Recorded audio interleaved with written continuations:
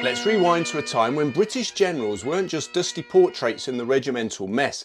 They were proper celebrities, Victorian rock stars in uniform. People hung their portraits up at home, quoted them at dinner parties, named their dogs after them, that sort of thing. And leading the pack, this chap, Sir Garnet Wolseley. He was so famous they turned his name into slang. If something was running smoothly, people said it's all Sir Garnet.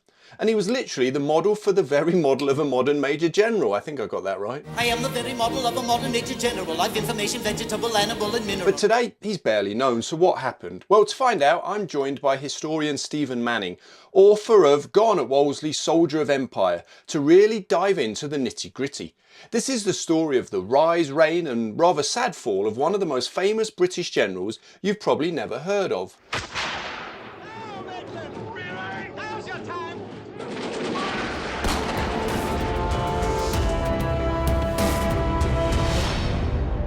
Born in Ireland in 1833, Wolseley came from a struggling military family. He even went to school in Dublin, unable to afford the vast fees of a place like Eton or Harrow. After his dad died, young Garnet found himself working in a surveyor's office. Not glamorous, but actually surprisingly useful later on in his career, as you'll find out. His mother pulled every string she possibly could to write to the Commander-in-Chief of the British Army at that point, was this little gentleman called Wellington. And it's interesting that both Wellington and Wolseley are next door to each other in the crypt of St Paul's, so things went full circle. And it took numerous attempts, but Wellington finally answered the letters. Wolseley got a position as a ensign on the campaigns in Burma. It was on the 12th of March 1852 that our 18-year-old fire eater was gazetted as an ensign in the 12th Foot, though within a month he'd transferred to the 80th. Wolseley wasn't rich enough to buy promotion, as most people did in those days, so he had to earn it the hard way, on campaign under fire. His first war, the Second Anglo-Burmese War, jungle warfare, close quarters, brutal stuff, you get the picture. One particular incident stays very much with me in that they were trying to take a stockade in the middle of the Burmese jungle, which was very well defended. And as you say, without purchase, you had to be outstanding or stand out, let's put it like that. And he and another officer, Lieutenant Taylor, went charging towards the stockade, leading men behind them. And the Burmese had dug a pit with stakes in which, in a previous assault, Wolseley had actually fallen into and managed to avoid the stakes. So he knew it was there. So they advanced. Taylor went one way around this trench, Wolseley went the other. They both got shot in the thigh. The bullet, which is apparently the size of or the slug, which is the size of a small bird's egg, missed Wolseley's main archery, but Taylor wasn't so lucky, and Wolseley watched him bleed to death. Wolseley had made his point. He'd bleed for promotion, and he would, repeatedly. From 1852 to 1861, he was in the thick of it. Crimea, the Indian Rebellion, aka Indian Mutiny, and the Second Opium War. In the Crimea, he lost the sight in one eye because of rock splinters from an explosion. In India, he was nearly killed at Lucknow while showing exceptional bravery. And, you know, one of the reasons that Wolseley didn't get the Victoria Cross was that he managed to upset his commanding general at the time, Colin Campbell, and continued to do that on numerous occasions with other commanding generals. So although he was very much appreciated for the work he did, he didn't play the game. For his excellent work under General Hope Grant, he was mentioned in dispatches and promoted to Brevet Major in March 1858, and then to Brevet Lieutenant Colonel the following year. Quick work. In China, he built on his reputation of being a thinking man's soldier. He benefited enormously from, he had, at that time, commanding officers who understood him. I think he was quite a complex character. Yes, he was obviously ultimately brave, that initially gave him his spur, but he was also incredibly well organised and a driven individual. And I think he was fortunate, and he had commanding officers around him who knew how to handle him at that period. Because, you know, he didn't take a lot of advice from people going forward, but the likes of Hope Grant in the China, I mean, they were very, very close by the end of that campaign.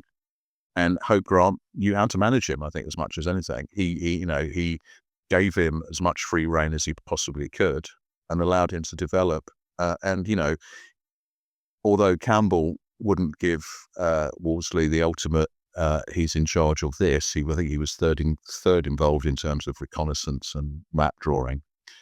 Hope Grant just let him free, really, and he gave him his own, I think, about 100 troops. He was an advance party as they advanced towards Peking. I think he was very fortunate to have met Hope Grant and several other commanders who just knew how to channel his energies in the right direction. He wasn't just charging around waving a sabre, he was mapping, organising, outthinking the chaos around him. But after all that action, he ended up in Canada during the American Civil War. There was no fighting for him, but he did manage to get south as an observer and meet and study many of the senior generals who were fighting huge battles that he could learn from. One thing I find quite extraordinary about him is that you can always see a path he was taking. You can always see how he was going to manipulate a situation for further advancement. And although he was a rebel at times, he generally obeyed the rules. And the opportunity to go and visit the battlefields of the Civil War, where he actually got to spend time with Robert E. Lee, who actually became a bit of a hero to men, Longstreet and Stonewall Jackson and stuff. What he did then during his so-called leave was he just basically broke every rule in the book. And he was very lucky not to have got caught out. I mean, he could have been captured by Union troops. Could have been shot, quite frankly. The British government would have been in a very embarrassing situation. So I just find that very extreme that he just went out completely off on one, as we would put it, and did something completely out of character. But in the long term, you can see why he did it. It was his first and only really experience of a continental army. As you and I know that, he never really commanded large numbers of troops, certainly at a continental level. So he gained hugely from that, and he gained a lot of experience in terms of the use of mounted infantry, I think. Then came 1870, Red River. No battles, no enemies in sight, just an insane logistical challenge. Move an army through hundreds of miles of Canadian wilderness to take on a local uprising in a remote corner of this vast country.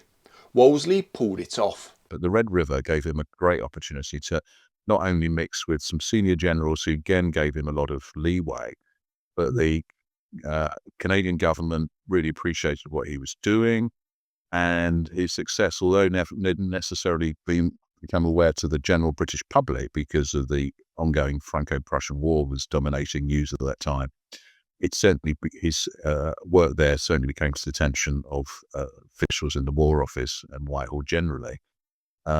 So, again, it was an opportunity for him to sort of break out from the army mold into the political mold. And I think, if you read his memorandum to the troops at the start of the Red River campaign, the level of detail that he had gone into in devising the expedition, the boats, what was carried on the boats, then down to the number of nails that they should all carry, his thought processes and his foresight were pretty outstanding, quite frankly. I mean, logistically, he was a master. I think 1817, 1874, absolute master of that. And, we all know Victorian campaigns were very much built on the speed of the man could walk across an African plain or go down a Canadian river, and based on how you could feed them. And he got that right. He He was very much on top of the welfare of his men. So having said that, I don't think in the Red River campaign, they particularly appreciated living on salt pork. He learned his lesson there. He needed to vary the diet a bit. But, generally, what a fantastic achievement that man made. And without any loss of life, not one gun was fired in anger, much to the disdain of the likes of Buller at the end of the campaign. But, incredible achievement. He'd proven you could be a hero without a body count, something politicians in Whitehall rather liked. Now fast forward to 1873-74, Gold Coast, modern-day Ghana. The Asante Empire had been clashing with the British for decades. The British had actually been defeated in battle in the 1820s by the Ashantis.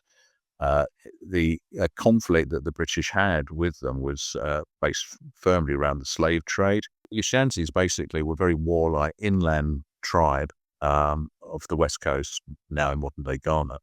And they were very warlike. As I say, they defeated lots of local tribes, and rather than killing these tribes in battle, they captured a lot of the menfolk and ladies, obviously in the villages that they stormed into, and they sold them to the likes of the British, the Dutch, the Danes, the Portuguese. But obviously, at the turn into the 19th century, the British had become sort of the world's policeman as the wanting to abolish the slave trade. And we were the first country, obviously, to make that a legal binding thing. But come the late 1860s, with the coastal region of what's now the was then the Gold Coast, now Ghana, was controlled by the Dutch. They were losing money. They were secretly still doing the slave trade, but it was getting more and more difficult to them. They wanted to offload their possession there, if you'd like to call it, and the British were keen to take it on. And the Ashantis realised, or the Ashanti king certainly realised very quickly, and his warlike party in the Ashanti capital at Kumasi realised that once the Brits were in charge of that coastline, that was the end of the slave trade and end to their major source of revenue and prestige.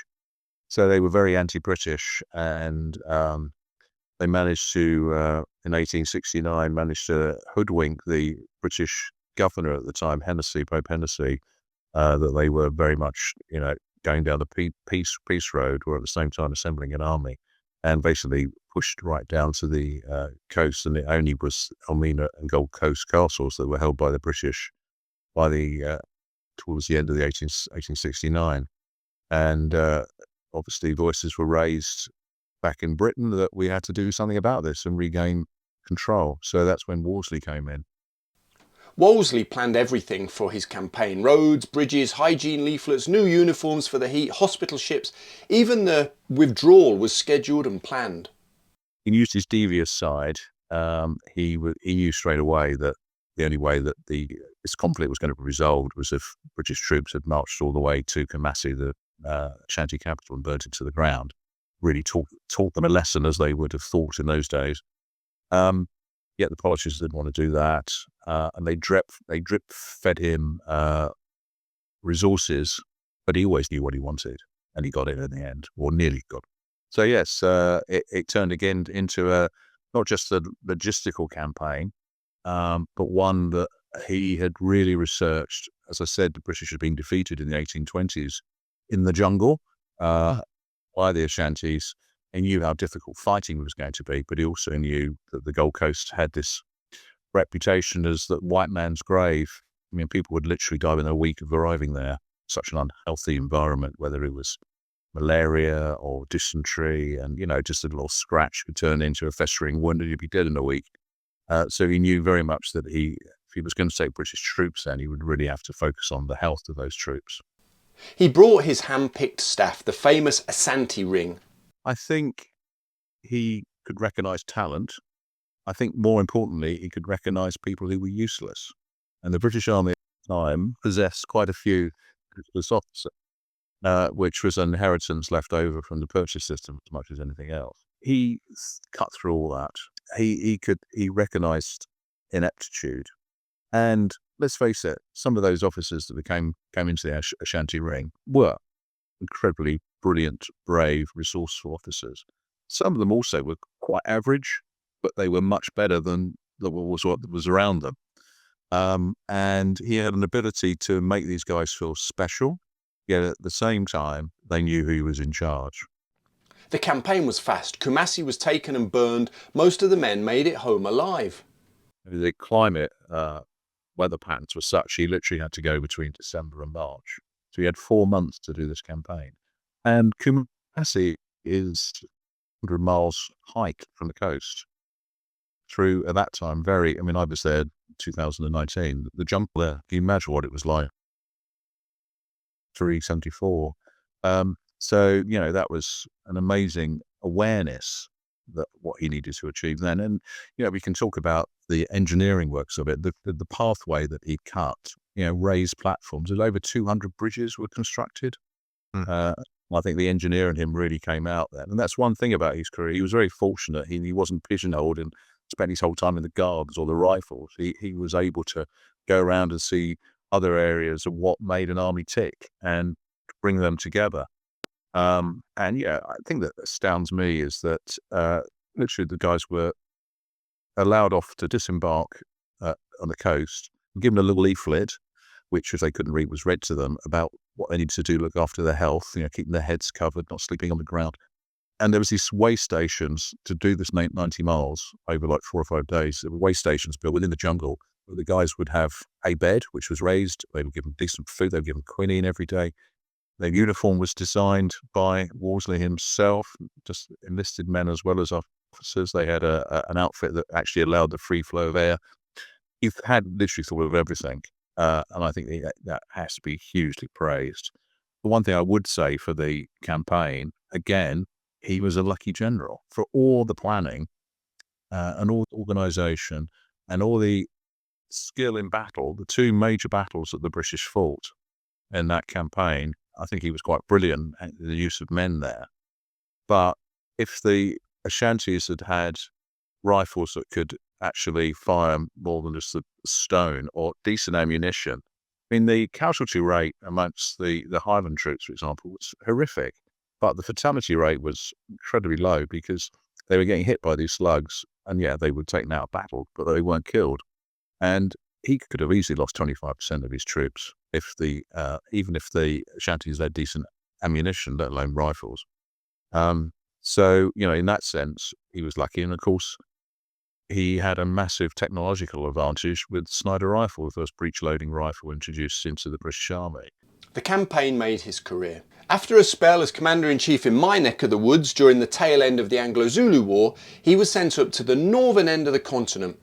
Egypt's in chaos and the Suez Canal is at risk. Wolseley is called in. He pulls off a risky night march and smashes the Egyptians at Tel El Kebir.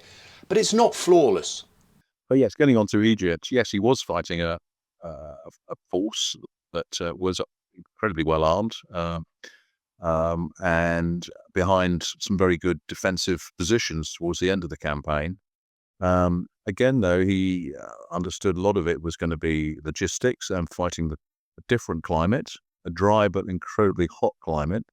And he realized the importance of making sure, again, the troops moved quickly, they were supplied with food, and more importantly, water at that time. But this is, I think, for his battlefield success. And of course, he is that, as you said, Ashanti made his reputation, and he further enhanced it with his victory at Tel El Kebir in September 82. But you can just see the first signs of him slightly losing his grip on logistics. Admittedly, he was taken quite ill at the early stages of the planning of the campaign in terms of getting resources out from England.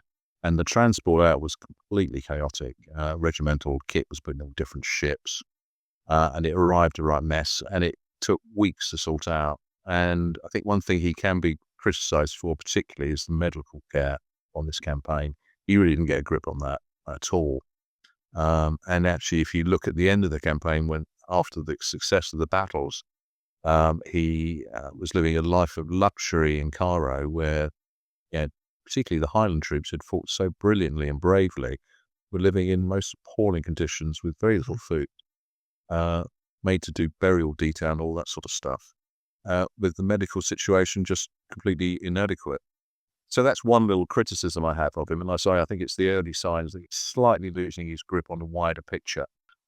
But having said all that, his battlefield success, his foresight for the overnight march against Tel El Kebir was just incredible.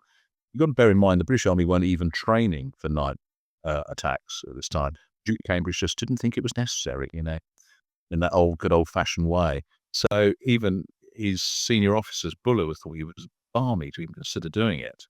But it was a massive success, and must have saved hundreds of British lives, because it would have been going across very flat open ground, a distance of 3 or 4 miles against modern artillery, which is probably superior to the British artillery at that time. And just getting to the battlements would have cost hundreds of lives if it had been a daylight attack. So he had the foresight for that. And of course, he had in Graham a fantastic lieutenant, if you put it in that way, who you could trust. And in a couple of slightly dodgy situations before the main battle, Graham held his ground and defeated Egyptian surprise attacks, whereas other generals, Wallace particularly, was running back in horror that the Egyptians were attacking. So, again, he chose Graham well, long friend from China days, and he could trust him. So he knew he could put trust in certain men, and that's a skill in itself. You see him as this sort of overall figure that was looking at how many nails to put on a boat to go down a river in Canada, that level of attention to detail. But when he did trust somebody, the trust was, I think, almost totally complete, and Graham was certainly one of those men. He was showing signs of decline, missing things he would have caught 10 years earlier. Despite that, for his services, he was promoted to the substantive rank of general. Then came Sudan. Gordon's stuck in Khartoum. Wolseley is sent to rescue him. But it all happens a bit too late. And his plan to advance along the River Nile? Not everybody thought it was a good idea. Well, I think you can go back to the contemporaries at the time. When he put forward the plan, it was sent out to Bering and the British commander of troops in Cairo at the time, and even in Wood, he was in charge of the Egyptian army, and they all thought it was balmy. So if the guys on the ground thought it was balmy idea in my book. And, it just proved the case in that how slow the journey down the Nile or up the Nile actually was. And, the cataracts to go through and all that sort of stuff. It was never feasible. And also, I think it's a classic that he was living on his past success in his own mind. The Red River campaign of 1870 was a fantastic piece of logistical undertaking and a major success for him. And again, in Ashanti, his organizational ability was outstanding.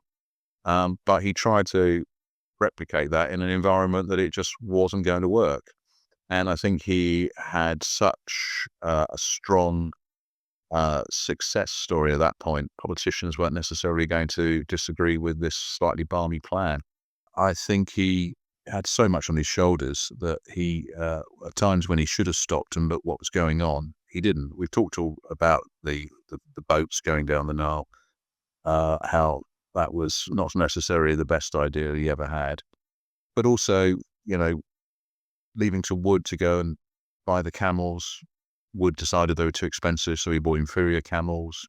He didn't buy the saddles that Wolseley suggested, so these camels were just being torn to pieces, basically, by these rough and ready saddles. All little detail that resulted in more delays and frustration. Camels died, steamers failed, contracts were botched. As we all know, Khartoum fell, Gordon was killed, and though others shared the blame, Wolseley's reputation took a hit. Despite everything, he was promoted to be a Field Marshal in 1894, and shortly afterwards he rose to the top as Commander-in-Chief of the British Army. But it was a bit of a poisoned chalice. Politics had changed. The job was more committee than command. The opportunity comes up. They managed to finally shoehorn the Duke of Cambridge out of his position, Commander-in-Chief. And then there's this 3-month period where candidates are vying. And of course, one thing about being in Ireland, he was, again, fairly close to what was happening. So he knew what was going on to a degree. But of course, he was shocked to find that Buller, his old comrade, was stabbing him in the back. And although they worked together afterwards, he never really trusted Buller again. And the Duke of Connaught was named, and Wolseley, to his credit, said he would stand down, but politicians didn't want another royal cousin at the sharp commander-in-chief. So eventually, after 3 months, his position was confirmed by yet another Secretary of State for War, Lansdowne. Lansdowne was an absolute political animal, and the last thing he wanted was to have a commander-in-chief who was commander-in-chief with all that power. So he introduced this system where he had the likes of the Adjutant General and the Quartermaster General and 3 or 4 other positions reporting direct to him rather than the Commander-in-Chief. And Wolseley, in typical Wolseley, rather than trying to work with this situation, fought against it. And I think this is a crucial period. Yes, we've talked about perhaps his mental decline. He was reported to have a stroke, and his memory certainly was dipping quite badly at this time. He also suffered from influenza, which knocked him severely. I mean, he wasn't a young man at this point at all, so it really knocked him. But, he dug his heels in and tried to fight Lansdowne, and Lansdowne was far superior intellectually to Wolseley and tied him in rings, really, which is, again, sad. And as I say, the failure to rescue Gordon certainly took some luster for him. And, people who would once quake if they got a memo from Wolseley sort of thought, "Oh, I'll do that tomorrow," type thing.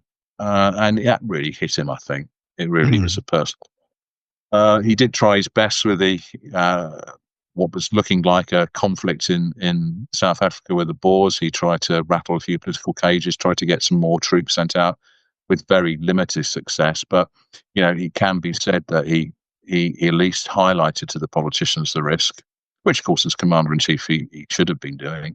He wrote a new drill book emphasising loose formations and firepower, but many old school colonels still ignored it. And Wolseley didn't stop them. He didn't put his foot down. Disastrous consequences followed for the Anglo-Boer War. And Wolseley, in particular, appreciated how the battlefield would have changed completely by, the use of